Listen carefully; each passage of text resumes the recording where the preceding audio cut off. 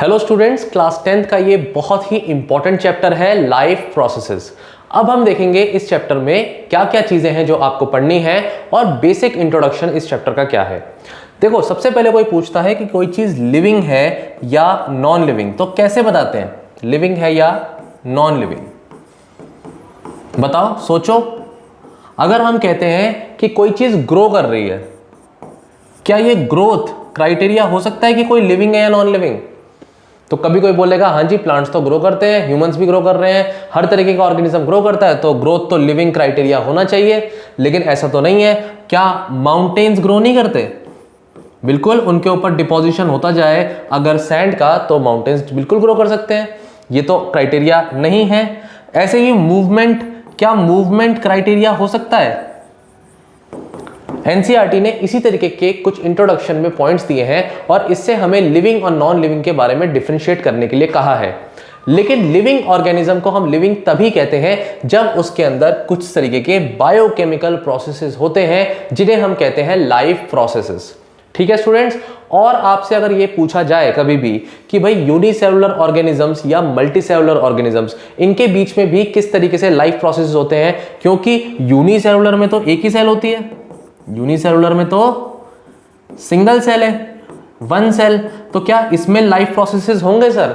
बिल्कुल, जो भी लाइफ प्रोसेसेस होने चाहिए वो सिंगल सेल में एक ही सेल के अंदर हो रहे होंगे। जबकि जब हम कहते हैं मल्टी सेलुलर ऑर्गेनिज्म, उसके अंदर डिवीजन ऑफ वर्क हो रहा होगा, डिवीजन ऑफ लेबर हो रहा होगा। तो बहुत सारी सेल्स मिलकर के एक सिस्टम क्रिएट कर रही होंगी। तो मल्टी सेलुलर में होता क्या है कि सेल्स होती हैं, वो मिलकर के क्या बनाती हैं? टिश्यूज। और टिश्यूज मिलकर के क्या बनाते हैं? ऑर्गन। ऑर्गन मिलकर के क्या बनाते हैं? Organ system. और ऑर्गन सिस्टम जब एक साथ काम करते हैं तो बनता है कोई प्रोसेस, और इन सभी प्रोसेसेस को हम क्या कहते हैं? Life processes. अब इसकी एक्यूरेट डेफिनेशन एग्जाम के पॉइंट ऑफ व्यू से क्या लिखनी है, देखिए। लाइफ प्रोसेसेस इस तरीके के प्रोसेस हैं जो एक साथ काम करते हैं and together keep the living organism alive. Living organism को जिंदा रखते हैं और परफॉर्म करते हैं ऐसा फंक्शन बॉडी का जिससे बॉडी मेंटेन रहे और कहीं ना कहीं सेल्स भी फंक्शनिंग करें। इसे, इस तरीके के प्रोसेसेस को हम कहते हैं लाइफ प्रोसेसेस। दो तीन चीजें ध्यान रखने की कि ऐसा प्रोसेस है जो ऑर्गेनिज्म को जिंदा रख रहा है और उसके अंदर कुछ फंक्शन या जॉब परफॉर्म हो रहा है। ठीक है, एग्जाम्पल सर, न्यूट्रिशन एक लाइफ प्रोसेस है।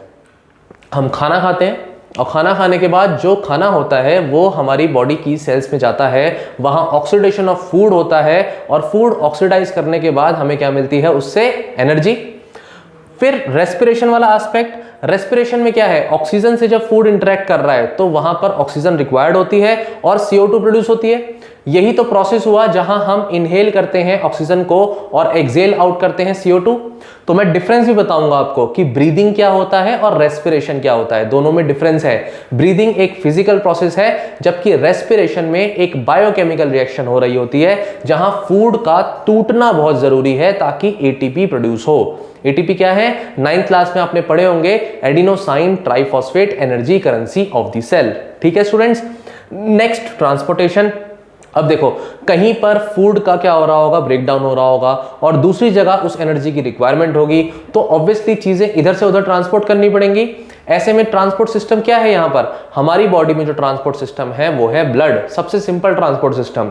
बॉडी में एक जगह कोई हार्मोन बनता है, कोई एंजाइम बनता है और दूसरी जगह उसका यूटिलाइजेशन होता है। इस पैसेज को, जहां पर एक इंटरकनेक्टिंग वेसल्स है हमारी बॉडी में, वो कौन कर रहा है? ब्लड कर रहा है। वो अपने आप में एक ट्रांसपोर्ट मैकेनिज्म है। ठीक है। और लास्ट में हमारी बॉडी में जो भी बायोकेमिकल रिएक्शंस हो रही हैं उससे प्रोड्यूस होने वाला वेस्ट हमारी बॉडी से पास आउट हो जाता है in the form of urine. ठीक है।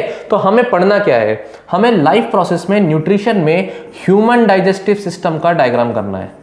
ठीक है, ह्यूमन डाइजेस्टिव सिस्टम, ये टॉपिक हमें बहुत अच्छे से करना है। इसके अलावा हम न्यूट्रिशन प्लांट्स में भी देखेंगे। Then respiration aspect, respiration aspect में हम ह्यूमंस में रेस्पिरेशन कैसे होता है उसका डायग्राम देखेंगे ह्यूमंस के रिस्पेक्ट में। देन ट्रांसपोर्टेशन, ये टॉपिक भी हमें दो पार्ट में पढ़ना है कि प्लांट्स में कैसे ट्रांसपोर्टेशन होता है, जिसका आप ऑलरेडी पहले प्रीवियस क्लासेस में पढ़ चुके हो कि क्या रोल होता है जाइलम एंड फ्लोएम। याद आया? ये आपके 9th क्लास के सिलेबस में था। इसके अलावा भी कुछ पॉइंट्स हैं जो मैं बताऊंगा यहां पर। और ह्यूमंस में हम ह्यूमन हार्ट को पढ़ेंगे यहां पर, उसका जो डायग्राम है वो आपके लिए बहुत इंपॉर्टेंट है। Last topic excretion. Excretion topic में हम पढ़ेंगे human excretory system. Human excretory system में हम किडनी का डायग्राम पढ़ेंगे और इसके अलावा एक स्ट्रक्चरल और फंक्शनल यूनिट जो होती है, जो ह्यूमन एक्सक्रीटरी यूनिट है किडनी की, उसे हम पढ़ते हैं नेफ्रॉन। तो इसका स्ट्रक्चर बहुत इंपॉर्टेंट है, ये सिलेबस में आपसे पूछा जाता है। प्लस प्लांट्स के रिस्पेक्ट में भी हम एक्सक्रीशन देखेंगे। इसके कुछ 6 पॉइंट्स हैं जो आपको याद रखने हैं। अल्टीमेटली ये चैप्टर यहां फिनिश होगा, लेकिन लाइफ प्रोसेसेस में और भी प्रोसेसेस आते हैं, जैसे कि आपका एक नर्वस सिस्टम वाला प्रोसेस आता है। तो नर्वस सिस्टम के रिस्पेक्ट में एनसीईआरटी ने क्या काम किया है, एक नेक्स्ट चैप्टर आपका पूरा चैप्टर डेडिकेट कर दिया है नर्वस सिस्टम के रिस्पेक्ट में, या प्लांट्स में किस तरीके का कोऑर्डिनेशन होता है, कैसे कॉम्बिनेशन ऑफ जो है सिग्नलिंग्स होती है, वो उसने नेक्स्ट चैप्टर में पढ़ाया है, जिसका नाम है कंट्रोल एंड कोऑर्डिनेशन। वो हम आगे पढ़ेंगे। इस चैप्टर में हम इन्हीं टॉपिक्स को डील करेंगे, इसकी डिटेलिंग में हम आगे जाएंगे। तो आई होप आपको समझ में आया कि लाइफ प्रोसेस चैप्टर में हमें पढ़ना क्या है। ठीक है students, thank you so much.